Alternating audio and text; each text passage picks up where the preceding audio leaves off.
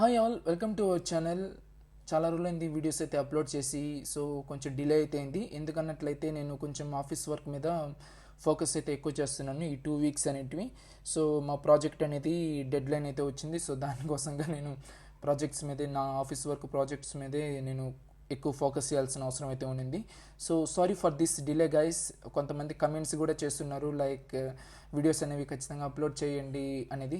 So I'm very happy for that. ఎందుకన్నట్లయితే నేను చెప్పే వీడియోస్ అనేటివి బాగా అర్థమవుతుంది అండ్ ఇంకా వీడియోస్ అనేవి అప్లోడ్ చేయండి అనేది నాకు అర్థమవుతుంది. So really happy for that and also sorry for this delay. ఇంకా నుంచి ప్రాపర్గా నేను వీడియోస్ అనేవి అప్లోడ్ చేస్తాను. అండ్ ముందర నా మోటివ్ అనేది ఏ విధంగా ఉండిందంటే, ఎలాంటి సిచ్యువేషన్ అయినా సరే వీడియోస్ అనేది ఖచ్చితంగా అప్లోడ్ చేయాలి అండ్ నేర్చుకునే మధ్యలో వాళ్ళకి ఆపకూడదు అనేటట్టుగా మోటివ్ అయితే ఉంది. కాకపోతే సిచ్యువేషన్స్ అనేవి ఈ విధంగా ఉన్నాయి ఈ లాస్ట్ 2 వీక్స్ అనేటివి.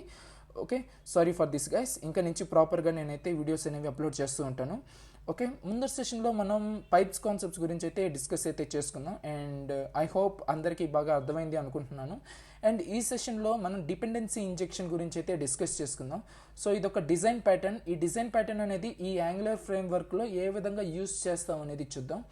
అండ్ నేను మామూలుగా నా రీసెర్చ్ ప్రకారం, అంటే నేను లెర్నింగ్ స్టేజ్లో ఉన్నప్పుడు నేను కొన్ని వీడియోస్ చూసేవాడిని లైక్ యూట్యూబ్లో వేరే వాళ్ళు చెప్పేటివి.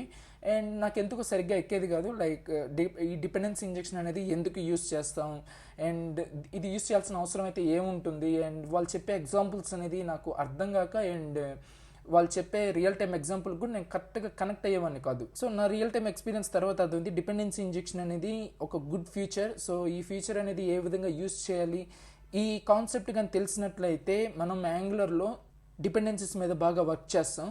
ఓకే, సో ఈ వీడియో అనేది ఫుల్గా చూడండి. కరెక్ట్గా టెక్నికల్ టర్మ్స్లో నేను డిపెండెన్సీ ఇంజెక్షన్ అనేది ఏ విధంగా యూస్ చేయాలి, రియల్ టైంలో ఏ విధంగా యూస్ చేయాలి అనేది చెప్తాను. అండ్ ఆల్సో మనం డిపెండెన్సీ గురించి డిపెండెన్సీ ఇంజెక్షన్ గురించి డిస్కస్ చేసుకునే ముందు ఫస్ట్ అసలు నార్మల్ మెథడ్ అనేది ముందర ఏ విధంగా ఉండింది అండ్ దానివల్ల డ్రాబ్యాక్స్ ఏంటి అండ్ ఈ డిపెండెన్సీ ఇంజెక్షన్ ఫీచర్ అనేది ఏ విధంగా యూజ్ అవుతుంది అనేది చూద్దాం. ఓకే, మీకు ఒక రఫ్ ఎగ్జాంపుల్ అయితే చెప్తాను అండ్ ఏ కేసులో మనకి ఈ డిపెండెన్సీ ఇంజెక్షన్ అనేది యూజ్ అవుతుంది అండ్ నార్మల్ కేసెస్లో ఎర్రర్స్ అనేవి ఏ విధంగా జనరేట్ అవుతాయి అండ్ డిపెండెన్సీ ఇంజెక్షన్ యూజ్ చేయడం వల్ల ఆ ఎర్రర్స్ని ఓవర్కమ్ చేయాలి అంటే ఏ విధంగా యూజ్ చేయాలి అనేది అర్థమవుతుంది. ఓకే, సో ఇప్పుడు నార్మల్ స్ట్రక్చర్ గురించి అయితే చూద్దాం. ఇప్పుడు మామూలుగా క్లాసెస్ అనేవి క్రియేట్ చేసి అండ్ వాటికి ఇన్స్టాన్సెస్ అనేది క్రియేట్ చేసుకొని ఆ క్లాసెస్ మీద మనం వర్క్ చేస్తుంటాం వేరే క్లాసెస్లో. ఫర్ ఎగ్జాంపుల్ ఇక్కడ నా దగ్గర ఒక క్లాస్ అయితే ఉంది విచ్ ఇస్ ఎంప్లాయీ క్లాస్ అనేది ఉంది అండ్ దీంట్లో నేను కన్స్ట్రక్టర్ అనేది ఒకటి క్రియేట్ చేస్తున్నాను. Constructor and it's a special method. By default ఇది క్లాస్ కాల్ అయినప్పుడే మనకి ఈ ఫస్ట్ మెథడ్ కాల్ అయ్యేది ఈ మెథడే, కన్స్ట్రక్టర్ మెథడ్. అండ్ నేను ఇక్కడ కన్స్ట్రక్టర్లో ఒక పారామీటర్ అయితే ఇస్తున్నాను which is employee data. So employee data అనేది ఇస్తున్నాను. సో ఇన్స్టాన్స్ క్రియేట్ చేసేటప్పుడు ఖచ్చితంగా ఈ ఎంప్లాయీ డేటా అనేది సెండ్ చేయాల్సిన అవసరం అయితే ఉంటుంది. Okay, and some other methods అయితే ఉంటాయి విచ్ ఇస్ మెథడ్ 1 అండ్ ఈ మెథడ్స్ ఒక్కొక్క ఫంక్షనాలిటీ ఉంటుంది. కొన్ని బిజినెస్ లాజిక్స్ ఇచ్చేసి వాటి యొక్క ఫంక్షనాలిటీస్ అనేవి రన్ అవుతూ ఉంటాయి ఈ మెథడ్స్లో. అండ్ ఈ మెథడ్స్ని వేరే క్లాసెస్లో మనం రీయూజ్ చేయాలి అనుకున్నా కూడా రీయూజ్ అనేది చేసుకోవచ్చు. ఓకే, అండ్ ఇప్పుడు నేను ఇంకో క్లాస్ ఉంది, some other class which is a class data. Okay, naming ఏదైతే ఉంది, ఓకే నేమింగ్లో కొంచెం బ్యాడ్ నేను. సో మన కాన్సెప్ట్ మీదే ఫోకస్ చేద్దాం. అండ్ కన్స్ట్రక్టర్, దీనికి కూడా ఒక కన్స్ట్రక్టర్ ఉంటుంది.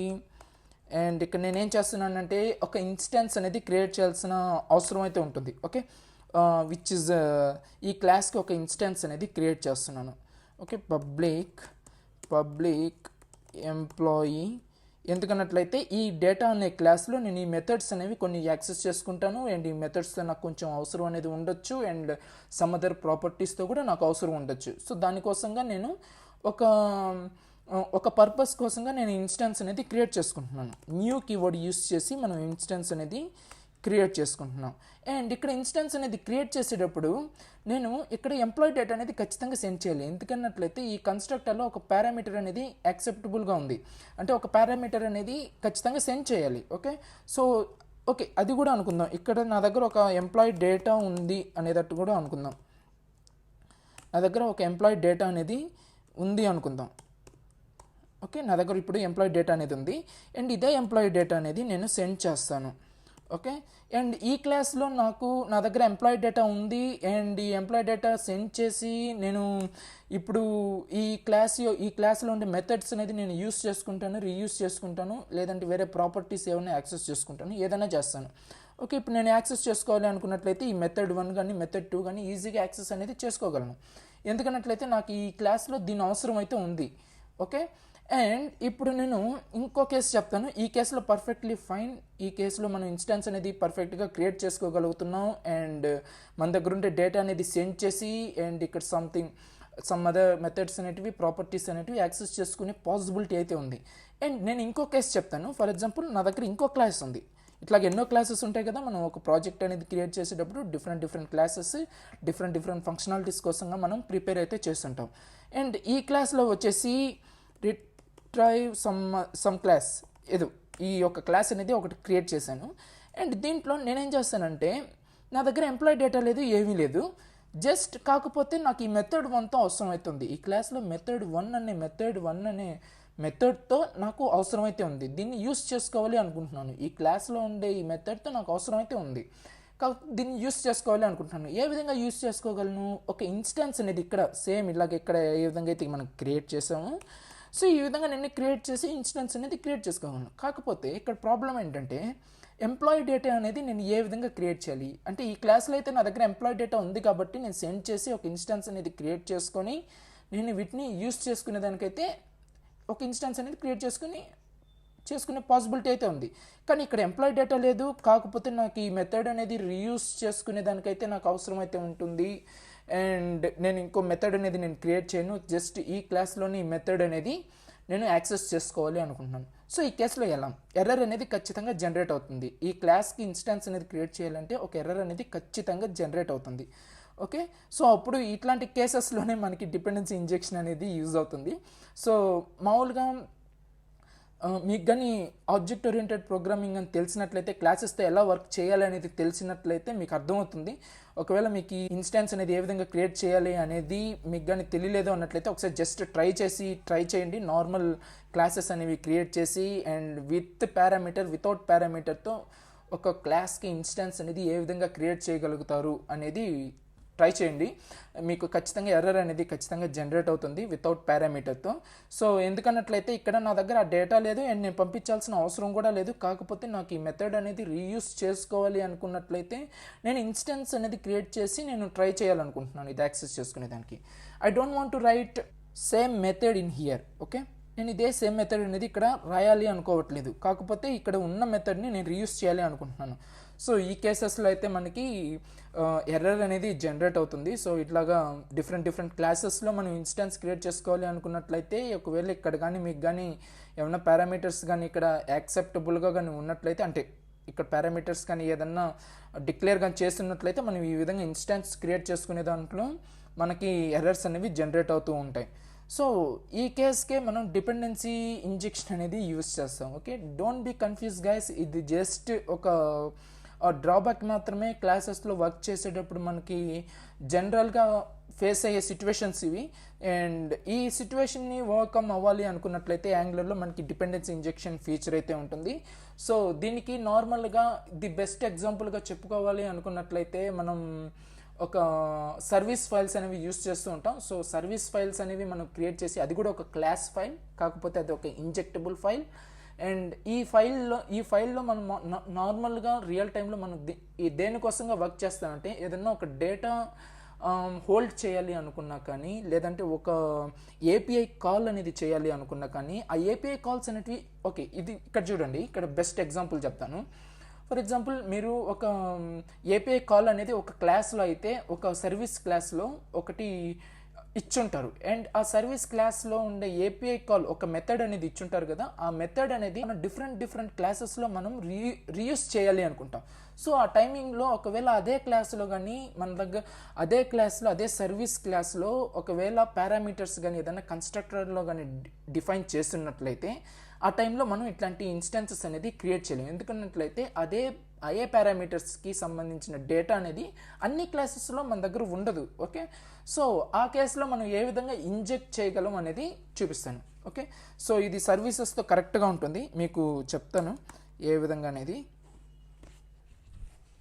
సర్వీస్ ఫైల్ని క్రియేట్ చేయాలి అనుకున్నట్లయితే ఒక కమాండ్ అయితే ఉంది, విచ్ ఈజ్ NGS. ఒక టెర్మినల్లో ఓపెన్ చేసి ఒక సర్వీస్ ఫైల్ అయితే క్రియేట్ చేసి చూపిస్తాను.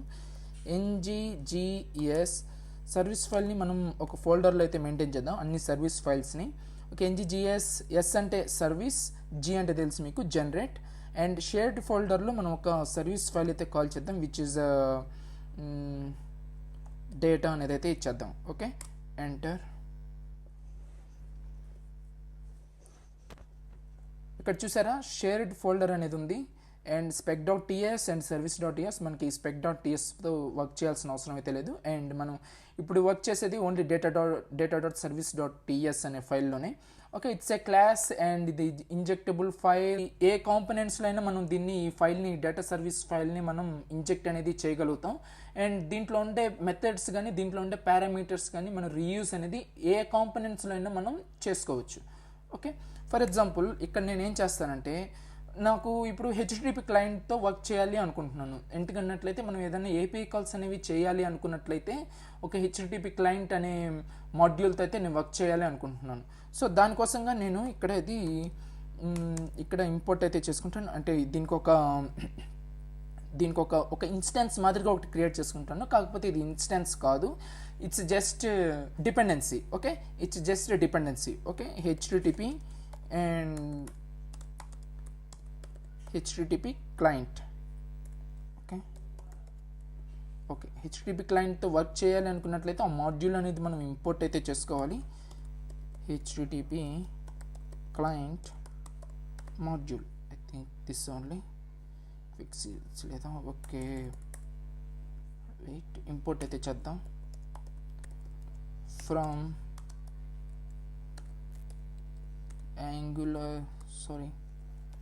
Angular, I think common/HTTP. Okay, and ఇక్కడ నేను HTTP క్లయింట్ మాడ్యూల్తో అయితే నేను వర్క్ చేస్తున్నాను. సో దీన్ని ఖచ్చితంగా ఇంపోర్ట్ అయితే చేసుకోవాలి. మనం HTTP క్లయింట్తో వర్క్ చేయాలి అనుకున్నట్లయితే ఖచ్చితంగా దీన్ని ఇంపోర్ట్ అయితే చేసుకోవాలి, అండ్ ఇక్కడ నేను HTTP క్లయింట్తో వర్క్ చేయగలుగుతాను.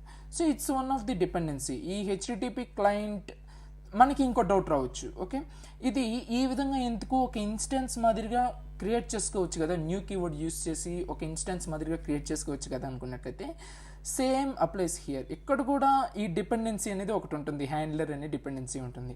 సో ఇలాంటి డిపెండెన్సీస్ అనేటివి మనం డిపెండెన్సీస్తో ఈ విధంగా వర్క్ చేయాలి అనుకున్నట్లయితే మనం కన్స్ట్రక్టర్లో ఈ విధంగా మనం ఆ HTTP క్లయింట్ని ఇంజెక్ట్ చేస్తాం. ఓకే, సో ఇన్స్టెన్స్ అనేది ఇన్స్టెడ్ ఆఫ్ ఇన్స్టెన్స్, అంటే మనం ఒక ఇన్స్టెన్స్ని ఏ విధంగా అయితే క్రియేట్ చేయగలుగుతున్నామో న్యూ కీవర్డ్ అనేది యూస్ చేసి, సో ఆ విధంగా కాకుండా కన్స్ట్రక్టర్లో ఈ విధంగా HTTP ఇన్స్టెన్స్ మాదిరిగా అనేది ఒకటి క్రియేట్ చేయగలుగుతున్నాం. సో ఇది ఇన్స్టెన్స్ క్రియేషన్ కాదు, ఇది జస్ట్ ఒక డిపెండెన్సీని ఇంజెక్ట్ చేయడం. ఓకే, ఒక HTTP డిపెండెన్సీని అనేది ఒకటి ఇంజెక్ట్ చేయడం. ఓకే, సో ఈ క్లాస్ ఫైల్లో నేను HTTP డిపెండెన్సీ అనేది ఈ విధంగా అయితే ఇంజెక్ట్ చేశాను. ఓకే, ఇన్స్టాన్స్ అనేది న్యూ కీవర్డ్ యూస్ చేసి ఆ విధంగా ఇన్స్టాన్స్ అనేది నేను క్రియేట్ చేయలేదు. ఓకే, సో ఇప్పుడు ఈ HTTP ప్రాపర్టీతో మనం ఇప్పుడు వర్క్ చేస్తాం. గెట్ మెథడ్ కానీ, పోస్ట్ మెథడ్ కానీ, పుట్ మెథడ్ కానీ, దాంట్లో ఉండే మెథడ్స్ ఏవైతే ఉంటాయో అవి మనం యూస్ చేసుకుంటూ ఉంటాం. లైక్ చూపిస్తాను.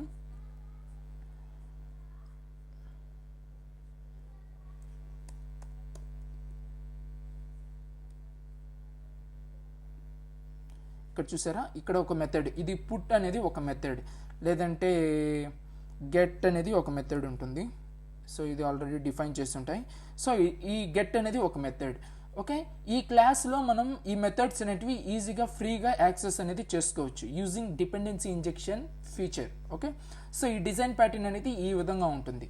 అండ్ ఇక్కడ మనం ఏ మెథడ్స్ అనేవి క్రియేట్ చేసినా, ఫర్ ఎగ్జాంపుల్ గెట్ డేటా అనే మెథడ్ అయితే ఉంటుంది, అండ్ ఇదే మెథడ్ అనేది సమ్ అదర్ క్లాసెస్లో మనం యూస్ చేయాల్సిన అవసరం అయితే ఉంటుంది. ఓకే, అది తర్వాత విషయం. ఇప్పుడు జస్ట్ ఒక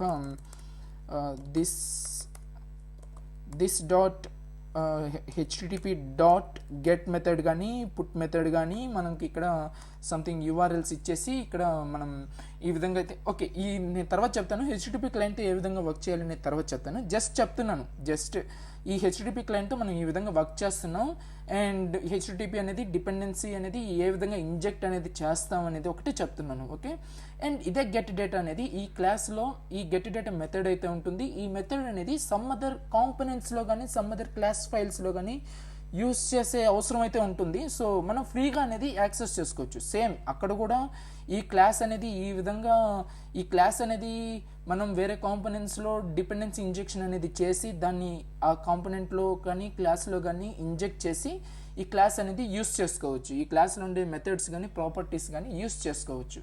ఓకే, సో ఇక్కడ నేను చూపించాలనుకునేది ఏంటంటే ఇప్పుడు ఈ గెట్ డేటా అనేది నేను ఈ కాంపోనెంట్లో ఇప్పుడు నేను యూస్ చేసుకోగలను. ఏ విధంగా అంటే జస్ట్ ఇప్పుడు నేను ఒకటి మీకు చూపిస్తాను.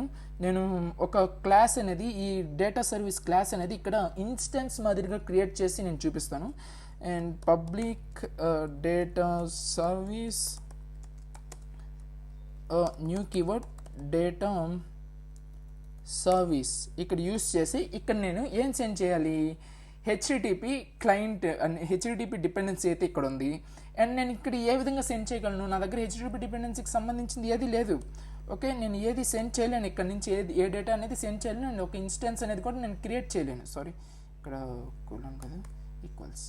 ఓకే, ఈ మాదిరిగా ఇక్కడ హెచ్టిటిపి అనేది నేను సెండ్ చేయలేను. ఎందుకన్నట్లయితే ఇక్కడ నా దగ్గర డిపెండెన్సీ లేదు. కాకపోతే ఈ క్లాస్కి ఇది అవసరపడింది, హెచ్టిటిపి డిపెండెన్సీ అనేది నాకు ఈ క్లాస్లో అవసరపడలేదు. కాకపోతే నాకు ఈ మెథడ్ అనేది ఈ గెట్ డేటా మెథడ్ అనేది నాకు ఇక్కడ అవసరం ఉంది, ఈ యాప్ కాంపోనెంట్లో అవసరం ఉంది. కానీ నేను ఏ విధంగా యాక్సెస్ చేసుకోగలను, నేను రీయూజ్ అనేది చేయాలనుకుంటున్నాను. కానీ కొత్త కోడ్ అనేది సేమ్ కోడ్ అనేది ఇక్కడ నేను కాపీ చేసి ఇక్కడ యూస్ చేయాలి అనుకోవట్లేదు. అంటే లైక్ ఇదే గెట్ డేటా మెథడ్ అనేది ఇక్కడ నేను మళ్ళీ కోడ్ రాయాలనేది నేను అనుకోవట్లేదు. కాకపోతే ఇదే గెట్ డేటా అనేది నేను ఇక్కడ రీయూస్ చేయాలి అనుకుంటున్నాను.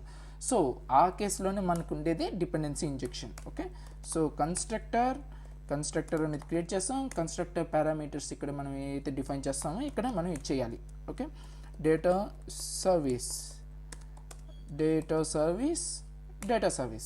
ఓకే, ఇప్పుడు డేటా సర్వీస్కి ఒక ఇన్స్టెన్స్ మాదిరిగా అనేది క్రియేట్ చేసాం. It's not a instance creation, it's just dependency injection, injecting the file, injecting one service file. So ఇప్పుడు నేను ఈ కాంపోనెంట్లు అనేది నేను ఈజీగా దీన్ని యాక్సెస్ చేసుకోగలను. ఎలాగంటే this dot data service dot get data.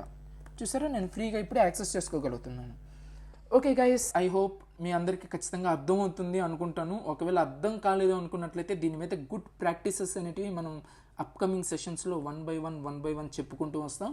ఇంకా నుంచి మనం నెక్స్ట్ సెషన్స్లో సర్వీసెస్ మీద వర్క్ చేస్తూ ఉంటాం అండ్ సమ్ అదర్ డిపెండెన్సీస్తో కూడా మనం వర్క్ చేస్తూ ఉంటాం. సో ఆ టైమింగ్లో మనకి డిపెండెన్సీ ఇంజెక్షన్ అనేది ఒక నార్మల్ ప్రాక్టీస్లోనే మనకు వచ్చేస్తుంది. ఏ విధంగా అర్థమవుతుంది, ఏ విధంగా క్రియేట్ చేయగలుగుతాం, ఏ విధంగా ఇంజెక్ట్ అనేది చేయగలుగుతాం అనేది మీకు అర్థమవుతుంది. డౌట్స్ కానీ ఉన్నట్లయితే, ఇంకా అర్థం కాలేదు అనుకున్నట్లయితే కమెంట్ సెక్షన్లో చేయండి. నేను ఇంకా కొన్ని బెటర్ ఎగ్జాంపుల్స్ తీసుకొని ఈ డిపెండెన్సీ ఇంజెక్షన్ అనేది ఏ విధంగా యూస్ చేయాలి అనేది నేను చెప్తాను. అండ్ ఓకే, మీకు డిపెండెన్సీ ఇంజెక్షన్ అనేది అర్థమైంది అనుకుంటున్నాను.